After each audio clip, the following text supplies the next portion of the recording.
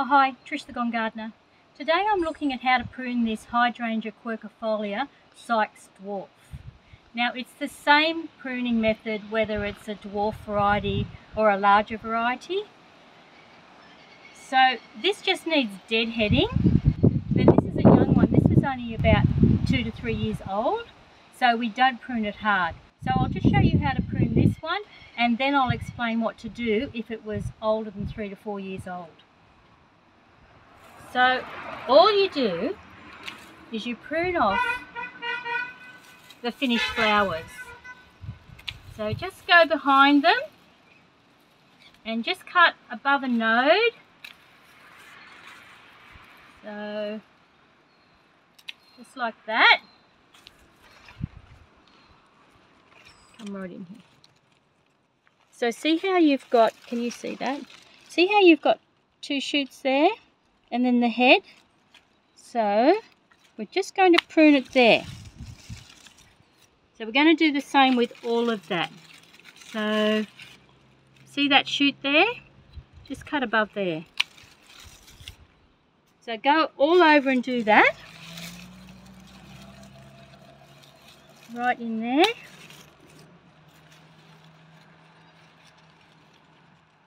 And then there.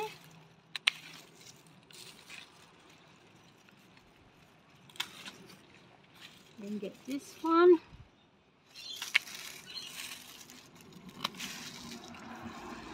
Yep, and then there's just the last one over here. So we see those 2 shoots there. So we're going to go right in here and take that off. So the beauty of Hydrangea quercifolia is the deep red maroon colour that the foliage gets later in the year. So after flowering, when it gets colder. So what you need to do to get that to happen is to try and keep the foliage as healthy as possible. So what's happened here is there's been some hot days and maybe the water wasn't kept up, and what happens then is the foliage burns. So the best position for Hydrangea quercifolia is a full sun position, but try and avoid having the hot afternoon sun on it, so you can avoid this. And also during its growing time, keep the water up to it, and to prevent the sunburn from happening. So plants, if the water wasn't kept up to this properly at all, the whole thing would be burnt, because we've had a hot summer here in Eastern Australia, in Wollongong. So then what I do, because I need to fix up the bush, you know, you can leave that one on if you want to, because it has got some green and it's got some past burn. But what I'm going to do is I'm going to clean up the bush by removing all the burnt foliage. So what I do is I concentrate on one bit at a time. So see how I've got this forking off here? So I'll just look at that and go, let's just do this area. And that whole branch is done. Then you go on to a new branch, like that one there. And I'm not going to worry about that little burn there, because you need as many leaves on as possible.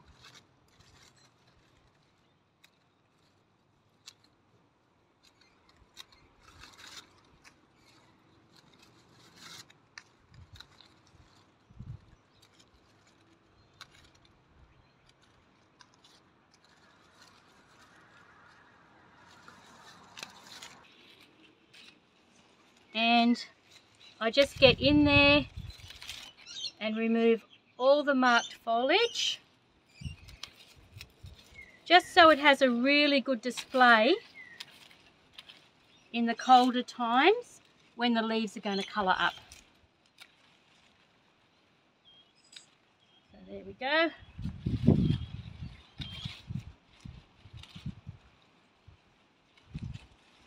Now this bush is, like I said, like 3 years old. But what we do is, when they get older,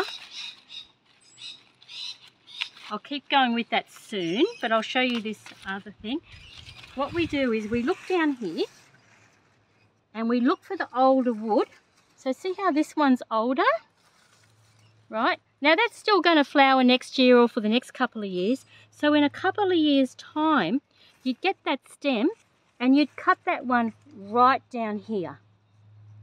You could even go deeper and cut it there, but I would just cut that one out for now in a couple of years' time.